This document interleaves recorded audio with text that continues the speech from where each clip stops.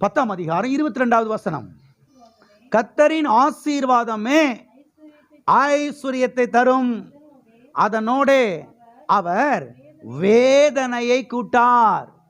கர்த்தரின் ஆசீர்வாதமே ஐஸ்வரியத்தை தரும். இந்த வசனம் கர்த்தரின் ஆசீர்வாதமே ஐஸ்வரியத்தை தரும் என்று சொல்லுகிறதா, அல்லது கர்த்தரின் ஆசீர்வாதம் தரித்திரத்தை தரும் என்று சொல்லுகிறதா? நல்லா பார்த்து சொல்லுங்க. கர்த்தரின் ஆசீர்வாதம் நமக்கு ஐஸ்வரியத்தை தரும் என்று இந்த வசனம் சொல்லுதா, அல்லது கர்த்தரின் ஆசீர்வாதம் நமக்கு தரித்திரத்தை தரும் என்று இந்த வசனம் சொல்லுகிறதா? அப்ப கர்த்தருடைய ஆசீர்வாதம் எதுக்கு? விளங்கிருச்சு. சரி, ஏன் எதற்காக கர்த்தருடைய ஆசீர்வாதம் ஐஸ்வரியத்தை நமக்கு தருகிறது? ஐஸ்வர்யம் வரும்போதுதான் கர்த்தருடைய நாமம் மகிமைப்படும். ஆமென். நம்முடைய வாழ்க்கையில் ஐஸ்வர்யங்கள் இருக்கும் பொழுதுதான் கர்த்தருடைய நாமம் என்ன செய்யும்? மகிமைப்படும். ஆனால் அநேக கிறிஸ்தவர்கள் என்ன சொல்லுகிறார்கள் என்றால், ஐஸ்வர்யம் நிறைய வந்துருச்சுன்னா நிம்மதி போயிடும். என்ன போயிடும்? இது உலக மனுஷன் சொல்ற வார்த்தை. யார் சொல்ற வார்த்தை? ஐஸ்வர்யம் நிறைய வந்துருச்சுன்னா என்ன போயிடும்? நிம்மதி போயிடும். நிம்மதியான தூக்கமே போயிடும். எது நிறைய வந்துருச்சுன்னா? ஐஸ்வர்யம் வந்துருச்சுன்னா வேதனை பெருகிறோம். எது பெருகிறோம்? இது தவறு. ஏனென்றால் கர்த்தர் என்ன சொல்லுகிறார் என்றால், இங்கே இந்த வசனத்திலே, அதனோட வேதனையை கூட்ட மாட்டேன். அப்ப வேதனையே இல்லாத ஒரு ஐஸ்வர்யம் இருக்கிறது. இதற்கு புரிஞ்சு? வேதனை உள்ள ஒரு ஐஸ்வர்யம் இருக்கிறது, வேதனை இல்லாத ஒரு ஐஸ்வர்யம். ஆனா கர்த்தர் எதை கொடுக்கிறாரு? வேதனையே இல்லாத ஐஸ்வர்யத்தை தர்றாரு. வேதனையே இல்லாத ஐஸ்வர்யத்தை. ஐஸ்வர்யத்துல, இந்த பொருளாதாரத்துல நான் சமாதானத்தை கட்டளையிடுவேன் என்று கர்த்தர் சொல்லுகிறார். இல்ல, கரங்களை வைத்து சொல்லுவோம். வேதனை இல்லாத ஐஸ்வர்யத்தை கர்த்தர் எனக்கு தருகிறார். வேதனை இல்லாத ஐஸ்வர்யத்தை கர்த்தர் எனக்கு தருகிறார். வேதனை இல்லாத ஐஸ்வர்யத்தை கர்த்தர் எனக்கு வாக்கு பண்ணுகிறார். ஆமென். அது மாத்திரமல்ல, அநேகருடைய வாழ்க்கையில ஏன் வேதனை பெருகுகிறது என்றால், நல்லா கவனிங்க இதை கொஞ்சம். அநேகருடைய வாழ்க்கையில ஏன் வேதனை பெருகுதுன்னா, அவர்கள் தங்களுடைய கண்களை பணத்தின் மேலே பதித்து வைத்திருக்கிறார்கள். அவர்கள் தங்களுடைய கண்களை ஐஸ்வர்யத்தின் மேலே பதித்து வைத்திருக்கிறார்கள்.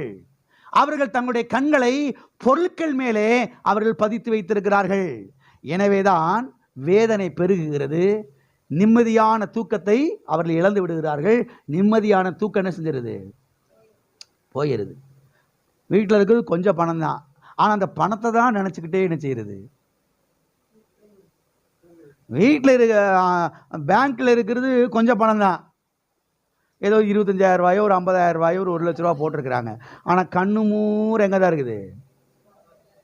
அதனால எது போச்சு? இப்போ அதனால எது போச்சு? தூக்கம் போச்சு. அதனால எது பெருகிருச்சு? ஆனால் ஒரு கிறிஸ்தவ விசுவாசி தன்னுடைய கண்களை பொருட்கள் மேலே அல்ல, பணத்தின் மேலே அல்ல, ஐஸ்வர்யத்தின் மேலே அல்ல, தன்னுடைய கண்களை கர்த்தர் மேலே பதித்து வைத்திருக்கிறான். அவருடைய கல்வாரி சிலுவையின் மேலே பதித்து வைத்திருக்கிறான். ஆகையால் நிம்மதியா படுத்து தூங்குவான். அதனால நிம்மதியா படுத்து நல்ல நிம்மதியா தூக்கம். ஏன்னா என் கண்ணு பணத்து மேல இல்ல, என் கண்ணு கர்த்தர் மேல, அவருடைய கல்வாரியின் மேலே, அவருடைய தழும்பின் மேலே, அவருடைய காயத்தின் மேலே என்ன செய்கிறது? இருக்கிறது. எனவே நல்ல ஒரு குழந்தை தூங்கி எந்திரிக்கிறது மாதிரி நிம்மதியா தூங்கி என்ன செய்வேன்? எந்திரிப்பேன். ஆமே. சில கிறிஸ்தவங்களுக்கு தூக்கமே போச்சு. ஏன் போச்சு? கண்ணு எங்க போயிருச்சு? கவனிக்கணும். பணத்து மேல கண்ணு போயிருச்சு, பொருட்கள் மேல கண்ணு போயிருச்சு, சொத்துக்கள் மேல கண்ணு போயிருச்சு. அதனால எது போயிருச்சு? ஆனா எங்க கண்ணு அப்படி இல்லை. எங்க கண்ணு கர்த்தர் மேல, அவருடைய வார்த்தையின் மேல, அவருடைய கல்வாரியின் மேல, அவருடைய தழும்பின் மேல இருக்கிறது. ஆகவே எவ்வளவு பணம் வந்தாலும் அது பாட்டுக்கு கிடந்துட்டு போட்டோம். எங்க கண்ணு யார் மேலதான்? அந்த இடத்துக்கு நீங்கள் வந்துடுங்க, நிம்மதியாக தூங்கி எழுந்திரிக்கலாம். சமாதானமாய் தூங்கி என்ன செய்யலாம்? ஏந்திரிக்கலாம். ஆமென். ஒருவேளை நீங்கள் நிம்மதியாக தூங்கவில்லை என்றால் உங்களுடைய கண்கள் எங்கே, எதின் மேலே பதிக்கப்பட்டிருக்கிறது என்பதை கவனித்து பாருங்கள். ஆமென். உங்களுடைய கண்களை கர்த்தர் மேலே வையுங்கள், அவருடைய கல்வாரியின் மேலே வையுங்கள், அவருடைய தழும்பின் மேலே வையுங்கள், அவருடைய காயத்தின் மேலே வையுங்கள், அவருடைய நாமத்தின் மேலே வையுங்கள், அவர் சிலுவையிலே சிந்தின ரத்தத்தின் மேலே கண்களை பதித்து வையுங்கள். நான் சொல்லுகிறேன், ஆசீர்வாதமும் வந்துக்கிட்டே இருக்கும், நிம்மதியாகவும் தூங்கி எழுந்திருப்பீங்க. கர்த்தரின் ஆசீர்வாதமே ஐஸ்வர்யத்தை தரும், அதனோடு அவர் வேதனையை கூட்ட மாட்டார். வேதனை இல்லாத ஐஸ்வர்யம். ஆமென். அப்ப கர்த்தர் எதுக்காக ஆசீர்வதிக்கிறாரு? ஐஸ்வர்யம் வர்றதுக்காக. எதுக்காக ஐஸ்வர்யம்? ஐஸ்வர்யம் இருந்தால் தான் கர்த்தருடைய நாமத்தை என்ன செய்ய முடியும்? மகிமைப்படுத்த முடியும்.